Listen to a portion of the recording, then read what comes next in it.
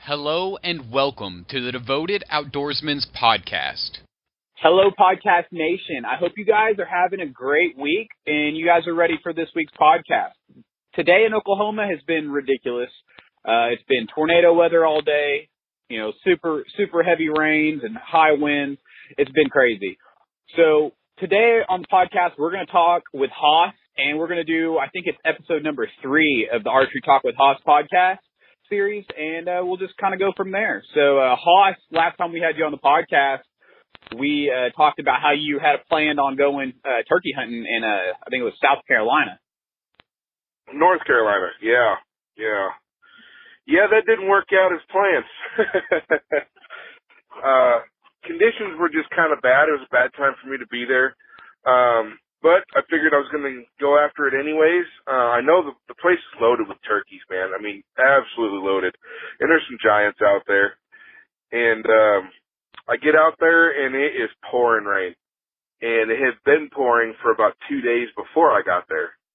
So the first day and a half out of my 2-day trip, 2 days available to actually hunt turkeys, was very wet.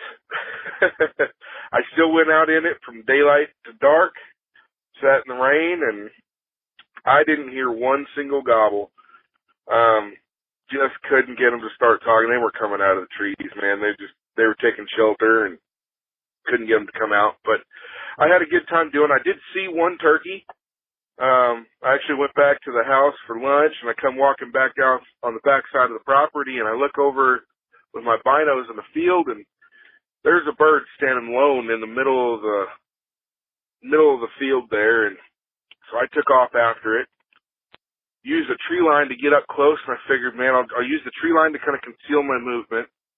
And I figured it's only about 40 yards thick or so, so I was like, well, I'll just bear crawl through this, stick a decoy right at the edge of the tree line, and then back up, start calling, see if I can get it to come in. And it was actually working. I crawled all the way through there, through infested bushes, and got the decoy put up, and I started hitting that call. Well, wouldn't you know it? So I was on the owner of Ethics Archery. I was on his property, and he's got a nice little piece of property there, and he's got a hunting dog. And that hunting dog got let out while I was out there turkey hunting, and she followed my trail right to me. She saw that bird in the middle of that field coming straight to me at that decoy and decided she was going to go chase it. So it kind of got buggered up, but at least made for a good story, right? Yeah, I mean, that's definitely an interesting story you got going on there. Not only did you get rained on, but your hunt kind of got spoiled by a dog, which, that happens sometimes. It is what it is, man. I had fun out there.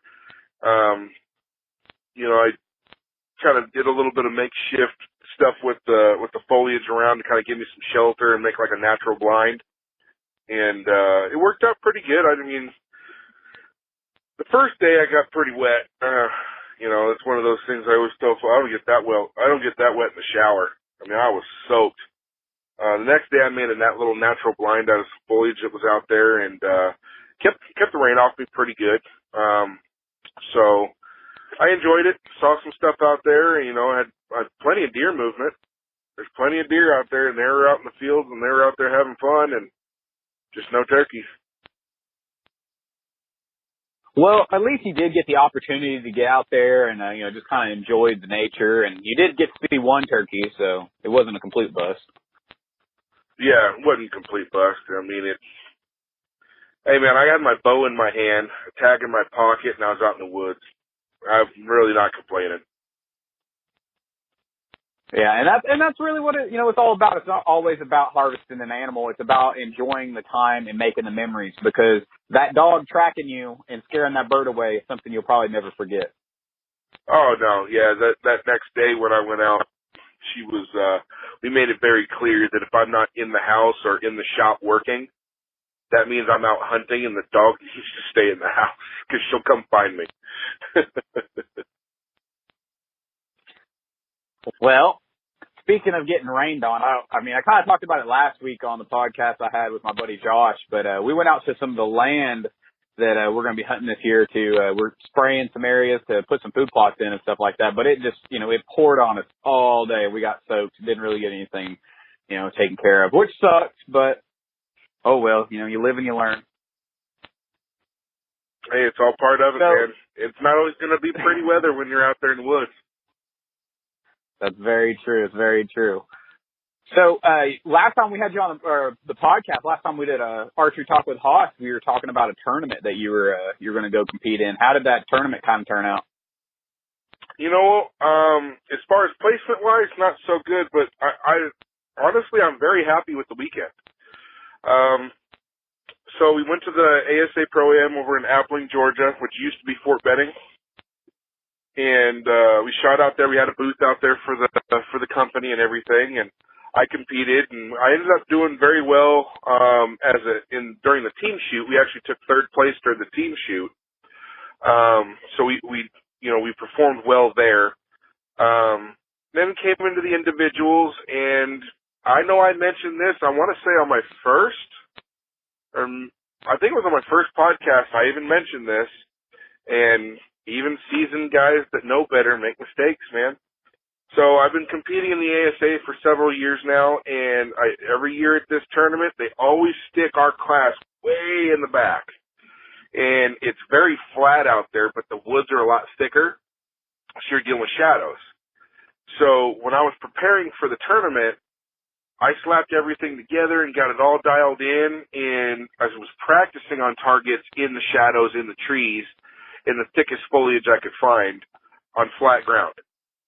I get out there this year, and they stick us all the way up in the front shooting in the canyons. So guess who didn't set their third axis on their sight? This guy. So I get out there first day, and the first 10 targets up one side is all straight downhill. Make the turn, come back, all 10 targets straight uphill. And when you don't set your third axis, you can pretty much kiss accuracy goodbye when you're talking about angles. And that's what happened to me. You only get 15 minutes for a breakdown, if you call a breakdown, to make any adjustments you need, but that includes travel time from where you're at to where you have to go to get the proper tooling and everything. And I wasn't going to make it. I'm a big guy, and I'm not running that far that fast because, it's a solid mile and a half back there. And there's no way I was going to make it. So I just had to kind of tough through it. And first day beat me up pretty bad. Scores were extremely low and shot a lot of 8s. And with the sun glare was really bad out there that day, too. And I know I wasn't the only one battling that. And because, when in my class, in an open class, you're using a lot of lenses and stuff and in your sight aperture. And you get the sun in the wrong spot, man, and it'll blow your eyeball out of your head. And I ended up shooting a 5. I let down twice trying to find a good spot where I wasn't so much glare and I could see my target. You're only allowed 2 letdowns. On the third time you pull back, you have to shoot an arrow. And all I could do was pick out a silhouette, put my pin where I thought my pin was because it was so bright I couldn't even see it. And I let her loose and shot it in the belly. What are you going to do? So first day wasn't bad. First day was bad, but I didn't let it get to me. I went to the hotel room that night, and I got my third axis set and made the necessary adjustments, and came back the second day, had to make a few on-the-fly adjustments for shooting the uphill, and I lit it up after that, man. I came in, my last 7 targets was 6 12s and a 10, so, I was lighting them up once I figured it out, but the biggest thing about that is, and the reason why I consider that a win is because archery is 90% mental. And especially when you're playing a game like these 3Ds, and I call it a game because it is, it's like chess. You have to, you're making decisions on the fly on whether to lay up and shoot a 10 or gun for a 12 or, you really have to play the field and pick your shots accordingly. And I didn't let the mental game, from the first day break me down. I fought through it, just kept as positive as I could. made the necessary adjustments when I was able to, and I was confident to do so. Because for me, moving my sights and putting clicks for elevation and windage and stuff like that is very hard for me to do when I know my bow is good. But you have to be able to adjust. And I did that, and I ended up shooting phenomenal on the second day and just pounding 12s, man. So for me, I didn't let the mental game get to me, and I consider that a win. You know, I started off, and it's embarrassing. I actually shot one of the worst first days I've ever shot at a national event. I was 16 down on the first day because of all my aids, and I fought back to a 9 down for by the end of the second day. So when you're picking up that many points, you got to call that a win because you found a groove and you just stuck to it and went through and got your process right. And to me, that's a win. And I think any competitive shooter would agree. And, you know, honestly, I think that it is a win because you put yourself in a position, I mean, not necessarily you did it on purpose. You put yourself in a position where either, you know, a lot of people would have just given up. You know, a lot of people could have just given up, you know, had the wrong attitude. Like you're saying, it was a mental game once you got to that point and you didn't give up. And then you came back, you know, actually a pretty big gap, you know. You came back, back from a pretty bad place. Mm-hmm. Yeah, you talk to any competitive shooter, man, and to go from 16 to 9, some people say, well, that's only 7 points. Well, you have to realize, you know, the only way to gain points is to shoot 12s. It's the only way to do it. 10 don't get you nowhere, and 8 you lose points. So, and especially when you've got 5s in the mix-up, you know, from the day before, 5s hurt you bad.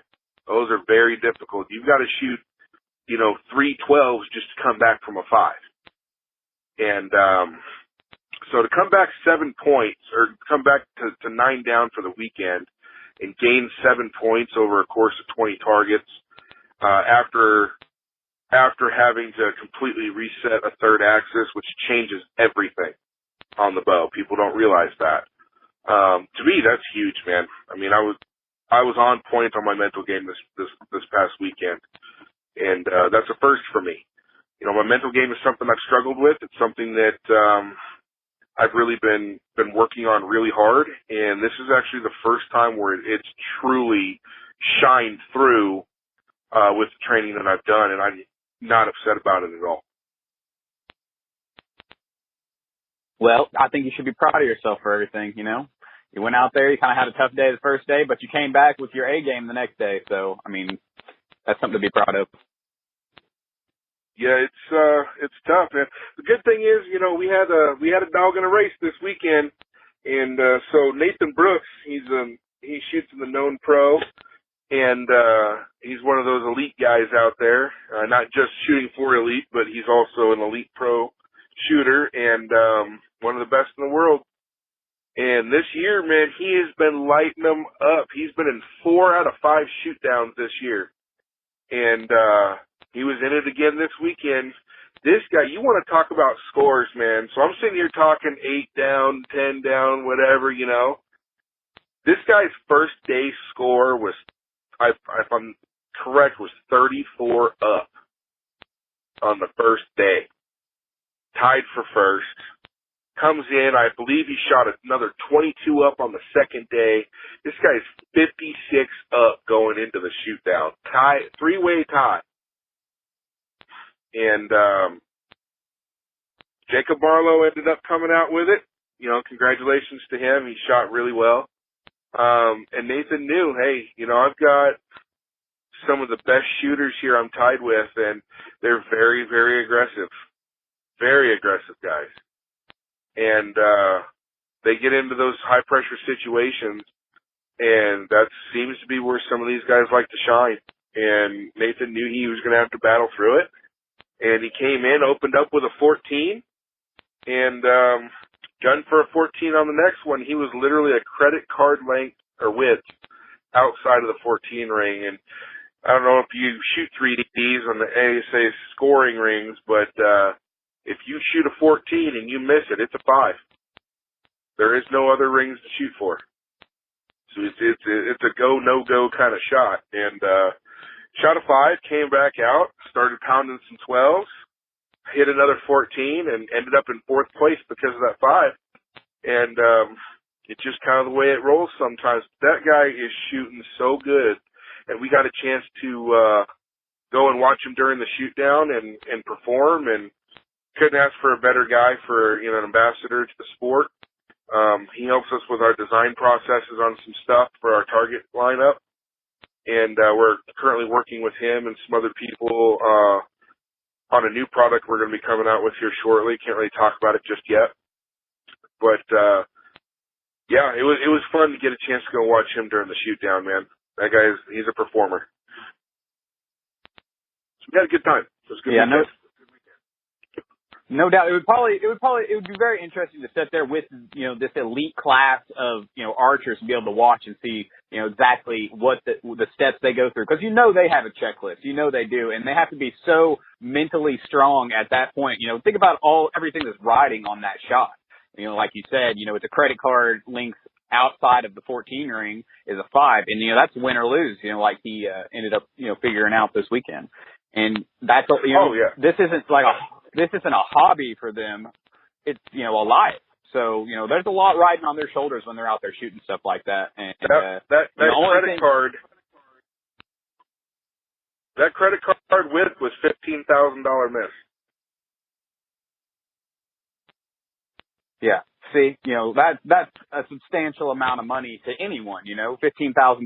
And that was with everything else that was on his shoulders, you know, all of his sponsors and everything.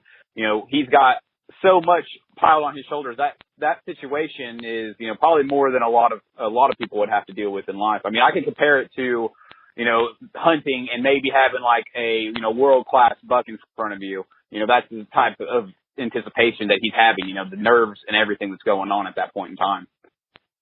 Absolutely.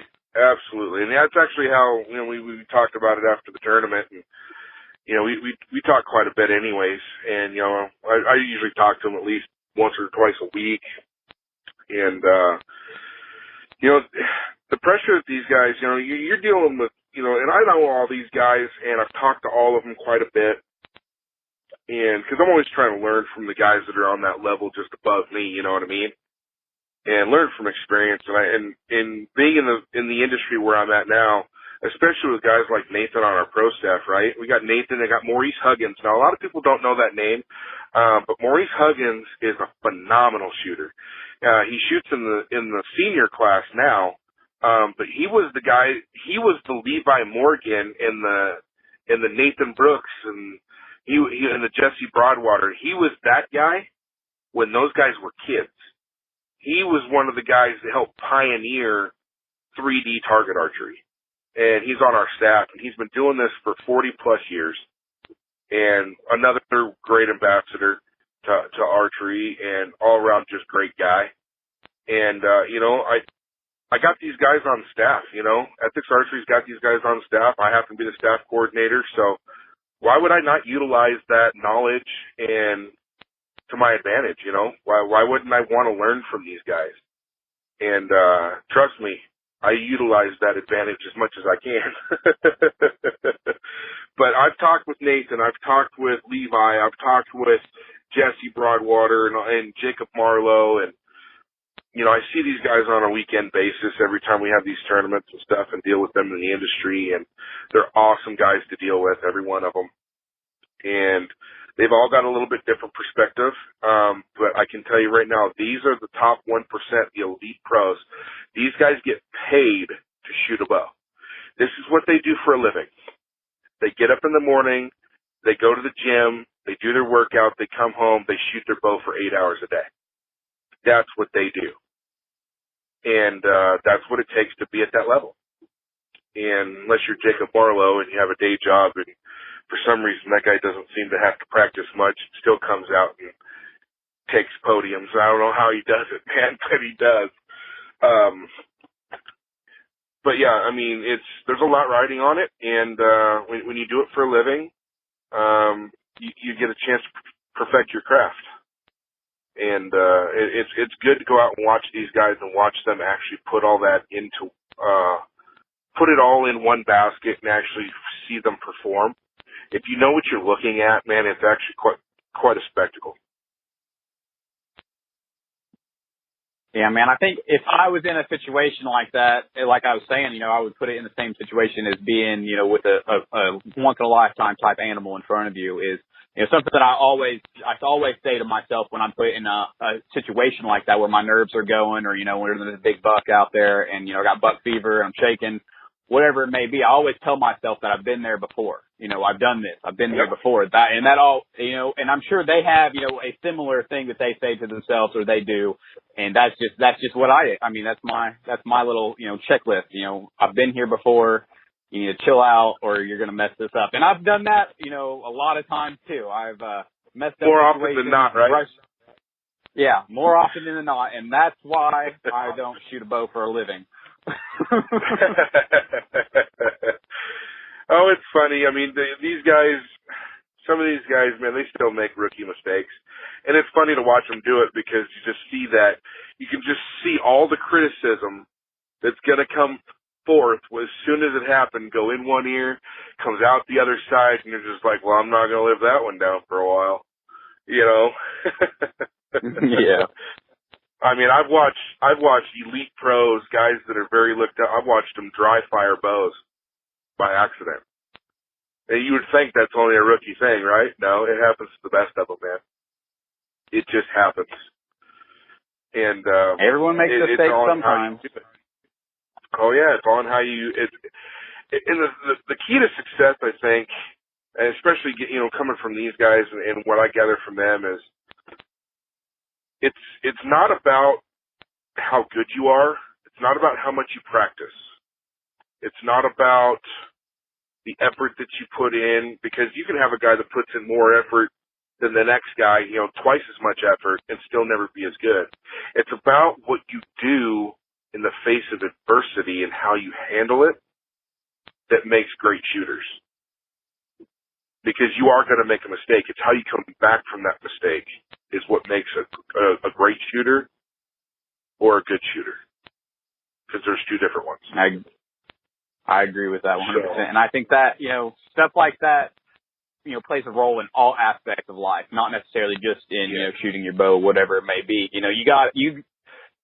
When we're first learning to walk as humans, we gotta fall down to learn how to get back up. And, it's those people that keep pushing themselves even after they fall. Those are the ones that succeed at certain things.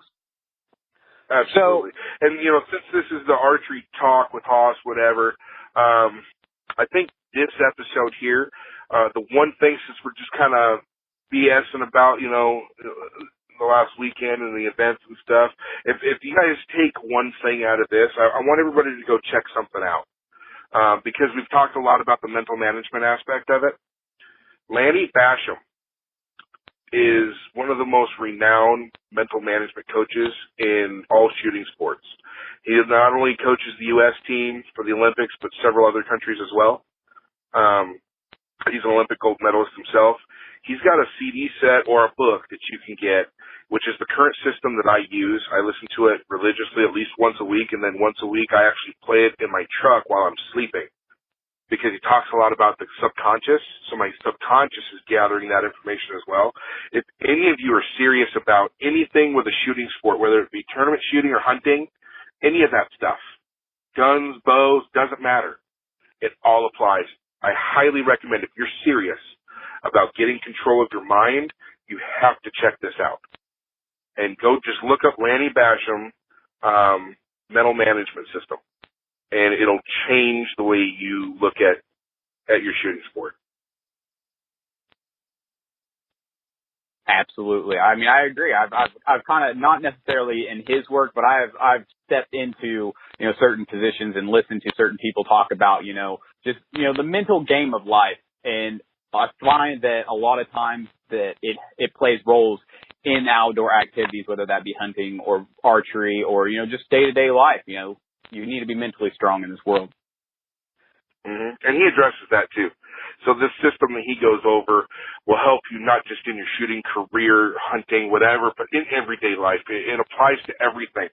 People, if you make the Olympics in the United States, Lanny Basham's mental management system, is required reading. It's required. There's a lot of Fortune 500 companies. When you get into upper management, he does seminars for them in the business sense using the exact same middle management system. And that's required for some of these Fortune 500 companies. I mean, this is a guy that believes in his system so much that he won an Olympic gold medal, and for a year, I want to say it was a year or year and a half, before he actually had to show up and shoot the tournament and shoot in the Olympics, didn't fire one single shot out of he shot a competitive rifle, and he didn't fire one bullet in a year and a half. He went through the process and dry fired in his living room and never fired a single shot and just went over it in his mind and won the Olympic gold medal. That says something. That does say something. And that tactic right there is something that, the Navy SEALs and stuff like that use. In a lot of these like long range shooting courses and stuff like that, they use that same tactic. The dry firing method, whatever it may be, with a firearm, that's what it is a dry firing method. They want you to, religiously do that because they want you to know the outcome. You know what's going to happen when you do that. Everything, you control everything. You know the outcome. That system you're talking about that you're familiar with the Navy SEALs, that is Lanny Basham. He teaches this course to the Navy SEALs. Same guy. Well, that's awesome. So if you get anything out of this podcast, man, definitely check it out. Yeah, guys, I definitely think that everyone should go check that out, not only for the archery or, the hunting aspect of it, just for, what it could do for you in life. And I feel like it could help everyone out. I know this is a archery and outdoor podcast, and, we kind of got off on another note, but that's okay too, because I feel like, a lot of people might get something great out of it. Oh, for sure.